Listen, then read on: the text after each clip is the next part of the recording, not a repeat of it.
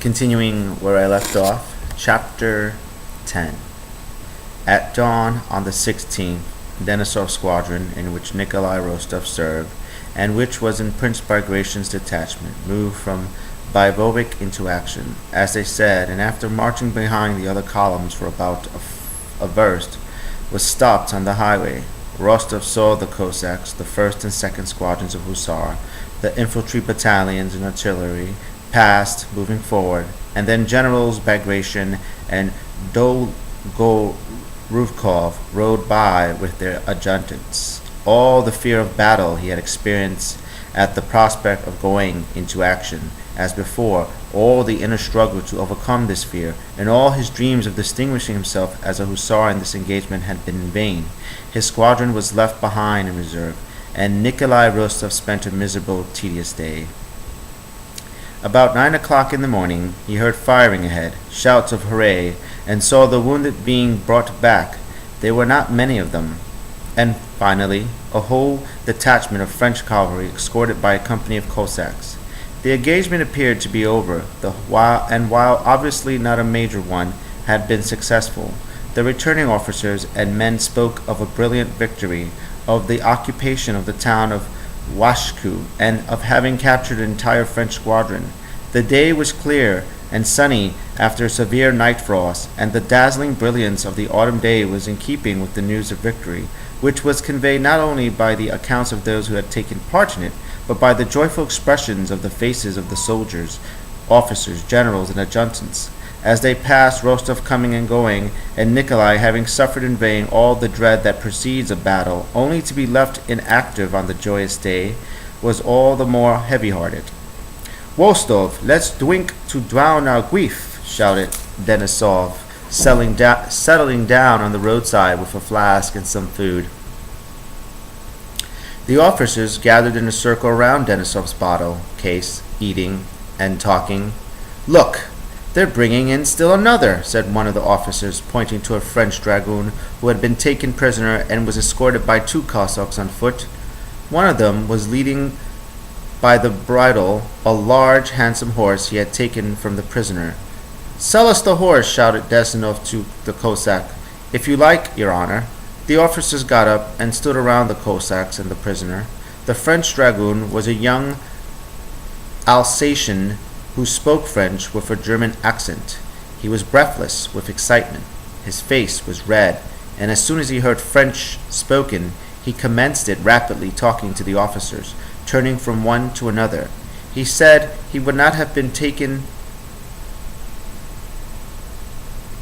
but for the corporal, that it was not his fault, but the corporal's who had sent him after some horse cloths, that he had told him the Russians were there. And after every phrase, he added, stroking his horse, "Don't let them hurt my little horse." It was plain that he did not quite realize where he was. At one moment he excused himself for being captured, at the next, as if he were before his own superior officers, he affirmed his soldierly discipline and zeal for the service. He brought with him into our rear guard a fresh atmosphere of the French army, so alien to us. The Cossacks agreed to sell the horse for 2-3 ruble gold pieces, and Rostov, being the richest of the officers now that he had received his money from home, bought it. "But don't hurt my little horse," said the Alsatian good-naturedly to Rostov when the horse was handed over to him. Rostov smiled, reassured the dragoon, and gave him some money. "Ali, Ali," said the Cossack, touching the prisoner's arm to make him go on. The emperor was suddenly heard among the hussars. There was a sudden rush and commotion, and Rostov saw coming along the road behind him several horsemen with white plumes in their hats. In 1 minute everyone was at his post and in readiness. Rostov did not know or remember how he reached his horse and mounted. Gone in a flash was his regret at not taking part in the battle. Gone his humdrum mood amid people he was tired of. Gone all thought of self. He was completely caught up in the feeling of joy that sprang from the nearness of the Tsar, which in itself compensated him for the day he had lost. Happy as a lover, when the longed-for moment of his rendezvous had come, he dared not look up, but even without raising his eyes, he was ecstatically aware of his nearness. He sensed it not only from the sound of hoofbeats of the approaching cavalcade, but because as he drew near, everything around him grew brighter, more joyous, more meaningful, more festal. Nearer and nearer moved the sun, shedding rays of benign, regal light, and now he felt himself enveloped in those rays, and he heard his voice, that calm, awe-inspiring, and at the same time ingenuous voice. And suddenly, as seemed fitting to Rostov, there was a dead silence, out of which rose the Emperor's voice. "Les hussards de Pavlograd?" he inquired. "Les Rezasaya," replied a voice, such a human voice after the superhuman one that had said, "Les hussards de Pavlograd." The Tsar drew level with Rostov and stopped. Alexander's face was even more beautiful than it had been 3 days before at the review. It radiated such gaiety and youthfulness, such innocent youthfulness, that it suggested the playfulness of a 14-year-old boy while still being the face of a majestic emperor. Casually surveying the squadron, the Emperor's eyes met Rostov and rested on them for not more than 2 seconds. Whether or not he understood what was going on in Rostov's soul, it seemed to Rostov that he understood everything. At any rate, for those 2 seconds his blue eyes gazed into Rostov's face. A warm, gentle light streamed from them. Then, all at once, he raised his eyebrows, abruptly touched his horse with his left foot, and galloped on. At the sound of the firing ahead, the young emperor could not restrain his desire to be present at the battle, and despite the protests of his courtiers, at 12 o'clock he left the third column, which he had been following, and galloped over toward the vanguard. Before he reached the hussars, however, several adjutants met him with news of the successful outcome of the engagement. The battle, which consisted in nothing more than the capture of a French squadron, was represented as a brilliant victory over the enemy. Consequently, the Tsar and the whole army, especially while the smoke still hung over the battlefield, believed that the French had been defeated and forced to retreat. A few minutes after the Tsar had passed, the Pavlograd division was ordered to advance. Rostov saw the Tsar once more in the little German town of Weshku. In the town's marketplace, where there had been some rather heavy firing before the Tsar's arrival, lay several dead and wounded whom there had been no time to remove. Surrounded by his suite of officers and courtiers, and riding a bobtailed chestnut mare, a different one than he had ridden in review, the Tsar leaned to one side and, gracefully holding a lorgnette to his eyes, looked down at the soldier who lay prostrate, his bare head covered with blood. The wounded soldier was so dirty, coarse, and repellent that his proximity to the Emperor shocked Rostov. He saw a shudder pass over the Tsar's round shoulder as if he had felt a sudden chill, saw his left foot convulsively and repeatedly prod the side of his horse. The well-trained horse, however, looked around unconcerned, did not stir. An adjutant dismounted, took the soldier under the arms, and lifted him onto the stretcher that was brought up. The soldier groaned. "Gently, gently. Can't you do it more gently?" said the Tsar, to all appearances suffering more than the dying soldier, and he rode away. Rostov saw the Tsar's eyes filled with tears, heard him, as he rode off, say to Czartorsky, "What a terrible thing war is! What a terrible thing! Quel terrible chose, quel la guerra!" The troops of the vanguard were stationed before Westchus within sight of the enemy line, which all day long had yielded ground to us at the least skirmish. The Tsar's thanks were conveyed to the vanguard, rewards were promised, and a double ration of vodka were issued to the men. The campfires crackled, and the soldiers' songs rang out even more cheerfully than on the preceding night. That night, Denisov celebrated his promotion to the rank of major, and at the end of their revels, Rostov, who had a great deal to drink, proposed a toast to the health of the emperor, but not of our sovereign emperor, as to say at official banquets. He added, but to the health of our Tsar, that good, enchanting, and great man. Let us drink to his health, and to certain victory over the French. If we fought them before, he said, and gave no quarter at Schongraben, what shall we not do now that he is at our head? We will die gladly for him. We will not, gentlemen? Perhaps I'm not saying it right. I've drunk a good deal, but that is how I feel, and so do you. to the health of Alexandra the First. Hooray! Hooray! Rang out the hearty cheers of the officers, and the old cavalry captain Kristin shouted no less heartily and sincerely than the 20-year-old Rostov. When the officers had drunk the toast and smashed their glasses, Kristin filled others, and, glass in hand, in shirt sleeves and riding breeches, went out to the soldiers' campfires. With his long gray mustache, his white chest visible under his open shirt, he waved an uplifted arm and struck a majestic pose. Lads, to the health of our sovereign emperor, and to victory over our enemies. Hooray! He cried in lusty old hussar's baritone. The hussars crowded around, warmly responding with loud cheers. Late that night, when all had dispersed, Denisov patted the soldier of his favorite, Rostov, with his short broad hand and said, "No one to fall in love with on campaign, so he's fallen in love with the Tsar." "Denisov, don't joke about that," cried Rostov. "It's such a beautiful, such a sublime feeling, and so—" I believe it, friend. I share it, and approve. No, you don't understand." And Rostov got up and went out to wander about among the campfires, dreaming of what happiness it would be to die, not saving his life, of that he did not dare to dream, but simply to die before his sovereign's eyes. He really was in love with the Tsar and the glory of Russian arms and the hope of future triumph. And in those memorable days preceding the Battle of Austerlitz, he was not alone in this feeling. 9/10 of the men in the Russian army at that time were in love, though less ecstatically, with their Tsar and the glory of Russian arms. Chapter 11. The following day, the Tsar remained at Weshko.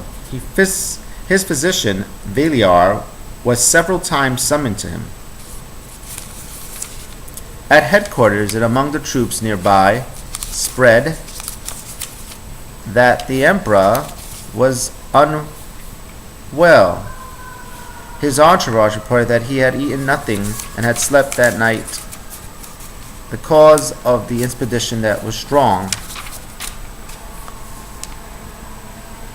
impression made on his sensible soul by the sights of the dead and wounded. At daybreak on the 17th, a French officer who had come with a flag of truce asking an interview with the emperor was brought into Weshku from our outposts. This officer was Savary. The Tsar had only just fallen asleep, consequently, Savary had to wait. At noon he was admitted to the emperor, and an hour later rode back to the French outpost accompanied by Prince Dolgorov. It was rumored that Savary had been sent with overtures of peace and to propose a meeting between Emperor Alexandra and Napoleon. To the joy and pride of the whole army, this personal interview was refused, and instead of the sovereign, Prince Dolgorov, the victor at Washku, was sent with Savary to negotiate with Napoleon, in the event that these negotiations, contrary to expectations, proved to be actuated by a genuine desire for peace. Toward evening, Dolgorov went straight to the Tsar and remained with him for a long time. On the 18th and 19th of November, the army advanced 2 days' march, and the enemy's outpost, after brief skirmishes, retreated. Beginning at noon on the 19th and continuing till the morning of the 20th, when the memorable Battle of Austerlitz was fought, there reigned an intense excitement and bustling activity in the highest army circles. Till midday on the 19th, the activity, the eager talk, the running to and fro and the patching of adjutants, was confined to the emperor's headquarters. After midday, this activity reached Kutuzov's headquarters and the staffs of the column commanders. By evening, the adjutants had transmitted to the length and breadth of the army. During the night of the 19th, the troops rose from their bivouacs, and with a hum of voices, the whole alley army, a mass of 80,000 men, began to move off in what looked like an undulating strip of canvas 9 versts long. The concentrated activity that had begun at the emperor's headquarters in the morning, and had given impetus to the whole far-flung movement, was like the first movement of the center wheel of a large tower clock. Slowly one wheel begins to move, another is set in motion, a third, and wheels begin to revolve faster and faster, pulleys and cogwheels to work, chimes to play, figures to pop out, and the hands of clock to move steadily forward as a result of all this great activity. Just as in the mechanism of the clock, so in the mechanism of the military machine, the impetus once given leads irresistibly to the final result. But till the moment when the impulse is transmitted to those parts that the action had not yet reached, as in the clock, They remain quiescent and stationary. Wheels rest on their axles, cogs gripped, pulleys whirred with the speed of their motion, with our neighboring wheels still and motionless as if prepared to remain so for hundreds of years. But the moment comes when the lever catches it, and responding to this action, it creaks, turns, and takes part in the common movement, the result and aim of which are beyond its ken. Just as in a clock, the result of the complex action of innumerable wheels and pulleys is only the slow, regular movement of the hands that indicate the time, so the result of all the complicated human activities of 160,000 Russians and Frenchmen, all the passions, hopes, regrets, humiliations, suffering, the transports of pride, fear, enthusiasm, was only the loss of the Battle of Austerlitz, the so-called Battle of the Three Emperors, that is, the slow movement of the recording hand on the dial of human history. Prince Andrei was on duty that day and in constant attendance on the commander-in-chief. At 6 o'clock in the evening, Kutuzov went to the Emperor's headquarters, and after remaining but a short time with him, went to the Grand Marshal of the Court, Count Tolstoy. Balkovsky took advantage of this interval to go and see Doktorov and learn the details of the coming action. Prince Andrei sensed that Kutuzov was upset and disgruntled about something, that at headquarters they were dissatisfied with him, and that everyone at the Emperor's headquarters adopted toward him the tone of those who know something others do not know, and for this reason he wanted to have a talk with Doktorov. "Good morning, good evening, Moshe," said Doktorov, who was sitting at tea with Bilbilin. "Tomorrow is the gala day. How is your old fellow, out of sorts?" "I wouldn't say he was out of sorts, but I imagine he would like to get a hearing." "Well, he got a hearing at the Council of War, and he'll get a hearing whenever he talks sense. But to delay and temporize at a time like this, when Bonaparte feels nothing so much as a general engagement, is impossible." "But you have seen Bonaparte, haven't you?" asked Prince Andrei. "Well, what is he like? What impression did he make on you?"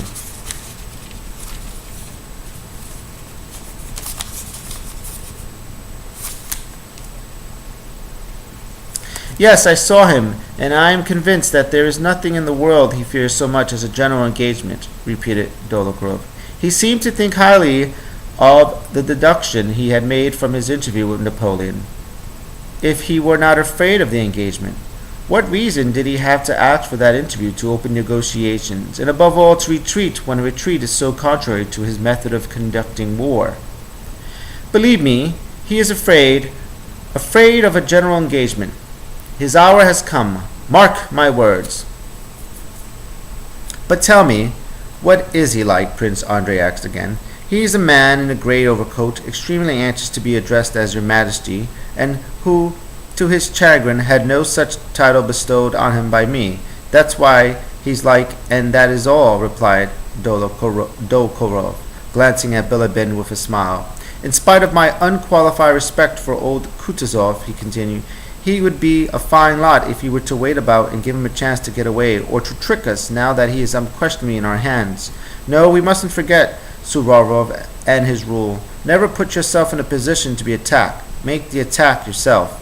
Believe me, the energy of young men is often a better guide in warfare than all the experience of old procrastinators. But in what position are we going to attack him? I was out the outposts today, and it's impossible to determine exactly where his main forces are located," said Prince Andrei. He's about to explain to Doktorov a plan of attack that he had formulated. "Oh, that's of no consequence," Dolokhov broke in, quickly getting up and opening a map on the table. "Every contingency has been foreseen. If he makes a stand at Brunn," and Prince Doktorov gave a hasty and obscure description of Weyrother's plan of a flanking movement. Prince Andrei criticized the plan and began to explain one of his own, which might have been just as good as Weyrother's plan, but lacked the advantage of having already been approved. As soon as Prince Andrei began to demonstrate the defects of the latter and the merits of his own, Prince Dolokhov ceased listening to him and gazed absently, not at the map, but at Prince Andrei's face. "Well, there will be a council of war at Kutuzov tonight. You can express your views there," said Doktorov. "That's just what I intend to do," said Prince Andrei, walking away from the map. "But what are you fretting about?"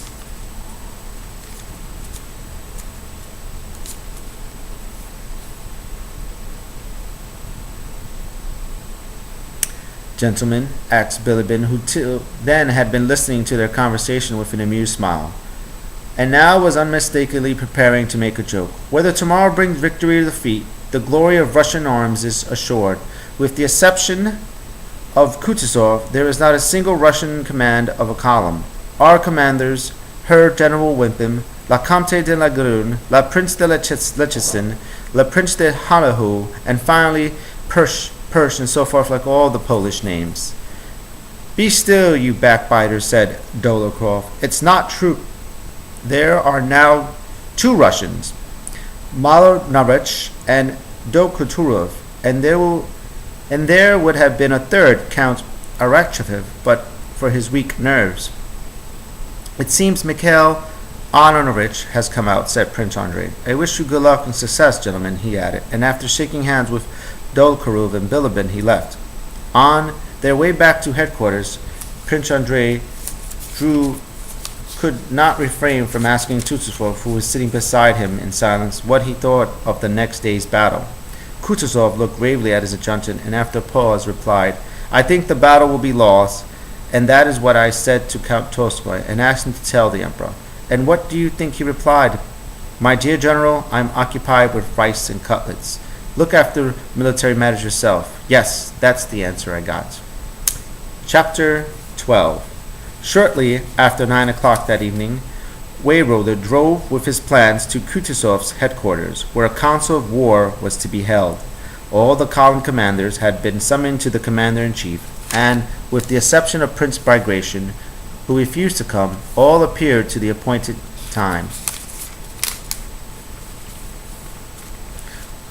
Weyrother, who was entirely responsible for the plans of the proposed battle, presented a striking contrast with his briskness and enthusiasm to the sleepy, sullen Kutuzov, who reluctantly played the part of chairman and leader of the war council. Weyrother obviously felt himself to be the head of a movement that could no longer be curbed. He was like a horse harnessed to a heavy cart and running downhill.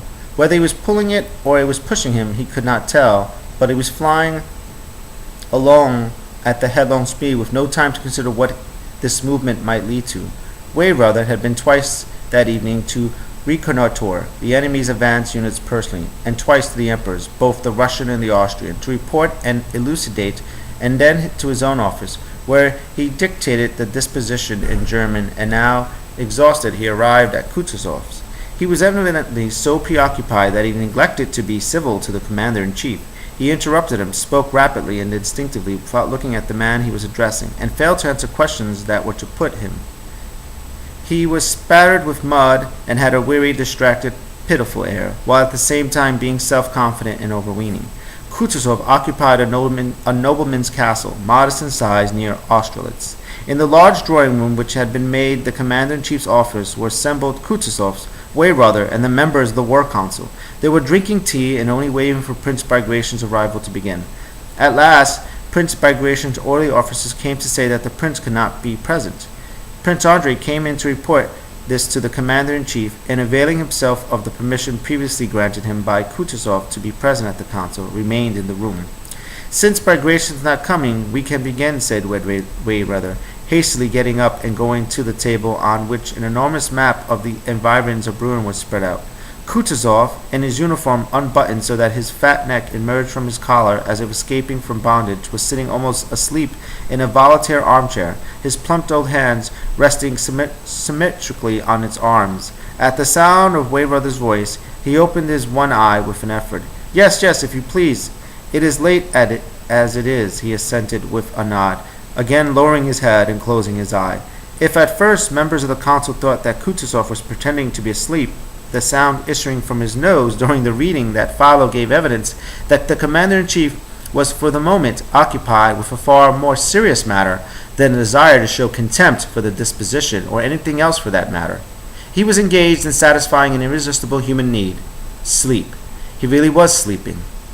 Weyrother, moving like a man too busy to lose a single minute, looked at Kutuzov, and having satisfied himself that he was asleep, took up a paper and in a loud, monotonous voice commenced reading the disposition for the coming battle under a heading that he also read out.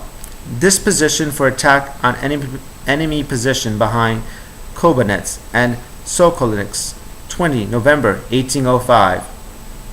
The disposition was very complex and intricate.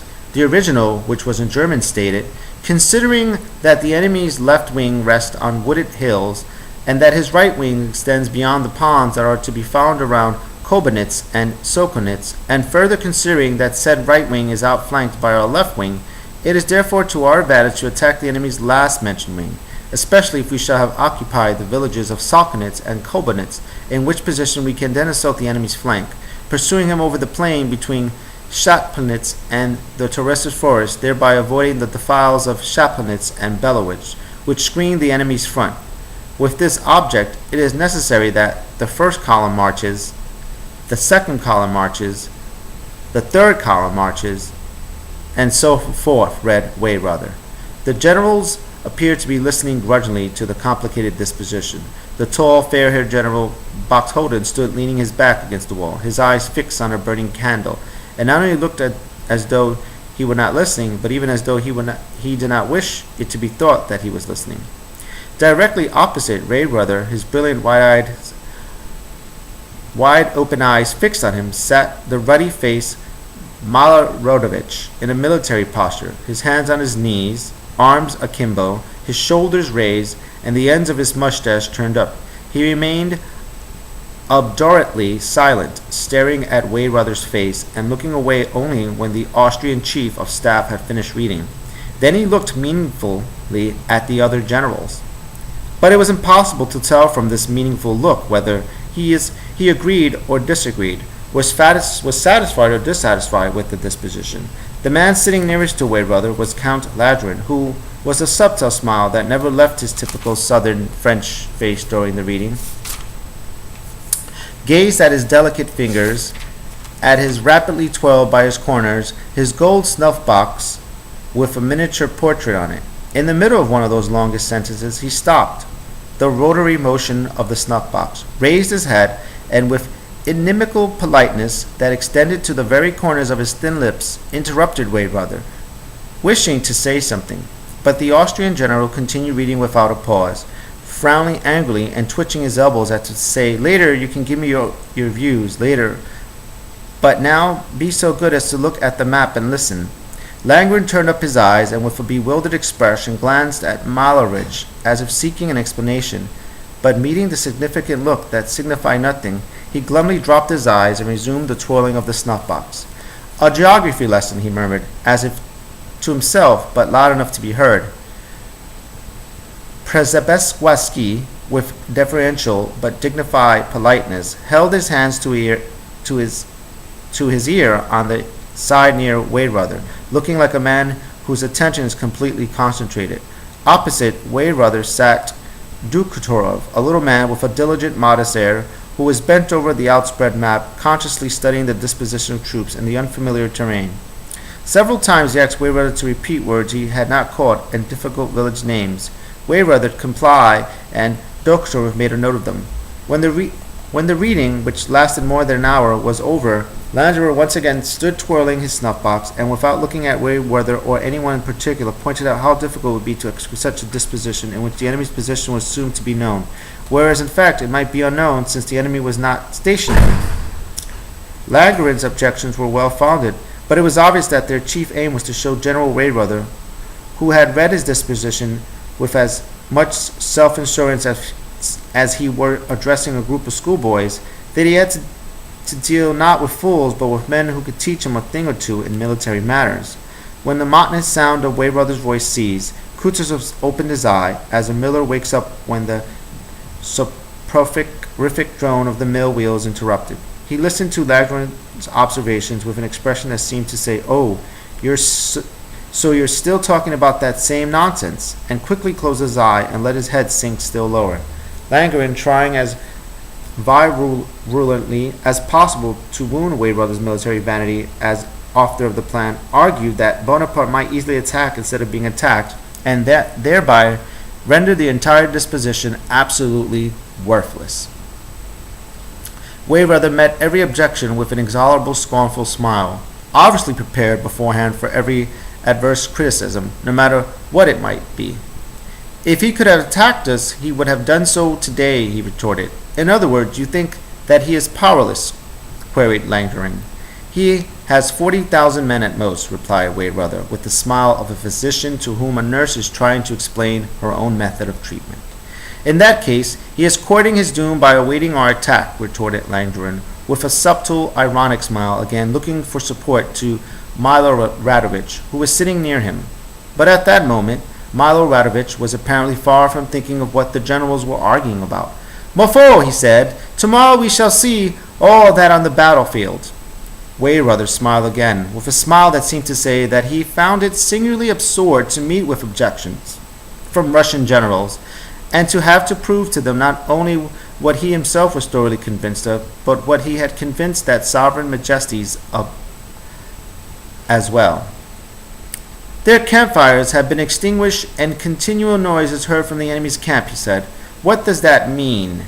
Either that they are retreating, which is the only thing we have to fear, or that they are changing their position." Again he smiled ironically. "But even if they were to take up a position in the Tercera, it would merely save us a great deal of trouble, and all our arrangements to the minutest detail will remain the same."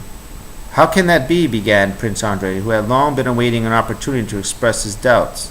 Kutuzov woke up, cautiously cleared his throat, and looked around at the generals. "Gentlemen, the disposition for tomorrow, or rather for today, for it is past midnight, cannot be altered now," he said. "You have heard it, and we should all do our duty. And before a battle, there is nothing more important," he paused, "than a good night's sleep." He moved as if to rise. The generals bowed and retired. It was past midnight. Prince Andrei went out. The council of war, at which Prince Andrei had not succeeded in expressing his opinion, as he had hoped to, left him with a vague, uneasy impression. Who was right? Dolokhorovka and Wayrather, or Kutuzov, Langdon, and the others who did not approve of the planned attack? He did not know. But had it really been impossible for Kutuzov to state his views directly to the Tsar? Could it not have been managed differently? Is it possible that on account of personal and court considerations, tens of thousands of lives in my life, he thought, must be risked? Yes, it may well be that I shall be killed tomorrow. And suddenly, at this thought of death, a whole chain of the most remote and intimate memories rose in his mind. He recalled his last parting from his father and wife, remembering the early days of his love for her, thought of her pregnancy, and felt sorry for her and for himself, and in overwrought and deeply affected state of mind went out of the hut where he and Nevsky were billeted, and commenced pacing up and down in front of it. It was a foggy night, and the moonlight filtered through the fog mysteriously. Yes, tomorrow, he thought. Tomorrow all may be over for me. All these memories will be no more, will have no further meaning for me. Tomorrow, perhaps. Tomorrow, for certain. I have a presentiment that for the first time I shall have to show what I can do. And he pictured the battle, its loss, the concentration of fighting at one point, the hesitancy of all the commanding officers, and then that happy moment, that Toulon for which he had so long awaited, presented itself to him at last. He firmly and clearly expressed his opinions to Kutuzov, Wayrather, and the emperors. All are struck by the soundness of his view, but no one undertakes to carry them out. So he takes a regiment, a division, stipulating that no one is to interfere with his orders, lead his division to the decisive point, and wins the victory alone. And death and suffering, spoke another voice. But Prince Andrei disregarded this voice and pursued his triumphs. The disposition of the subsequent battle is planned by him alone. Nominally, he is the duty officer on Kutuzov's staff, but he does everything alone. The next battle, too, is won by him alone. Kutuzov is removed and he is appointed. Well, and then, asked the other voice, if before that you have a dozen times escaped being wounded or killed or betrayed, what then? Well, then, Prince Andrei answered himself, I don't want to know. But if that is what I want, glory, to be celebrated by men and loved by them, I cannot be blamed for wanting that, for wanting nothing but that, and living for that alone. Yes, for that alone. I shall never tell anyone, but my God, what can I do if I care for nothing but glory and men's love? Death, wounds, the loss of my family, nothing holds any terror for me. and dear and precious as many persons are to me, father, sister, wife, those who are most dear, I would sacrifice them all, dreadful and unnatural as it may seem, for a moment of glory, of triumph over men. For the love of men I do not know and shall never know. For the love of these men here, he thought, as he listened to the voices in the courtyard of Kutuzov's house. They were the voices of the orderlies who were packing. One of them, probably the coachman, was teasing Kutuzov's old cook, a man called Tit, who Prince Andrei knew. "Tit, oh Tit, well answered, Tit. Tit, go thresh a bit," said the wag. "Oh, go to hell," came the cook's voice, drowned by the laughter of the orderlies and servants. "Yes, that's how it is. I love and value nothing but triumph over all of them. Value only the mysterious power and glory that is hovering over me in the mist." And I'm going to leave it off there. Thank you so much for watching, or just looking, reading. Give it a thumbs up, a thumbs down. Leave a comment below. You can subscribe, keep watching, or do nothing. And thank you, and I'll see you in the next episode.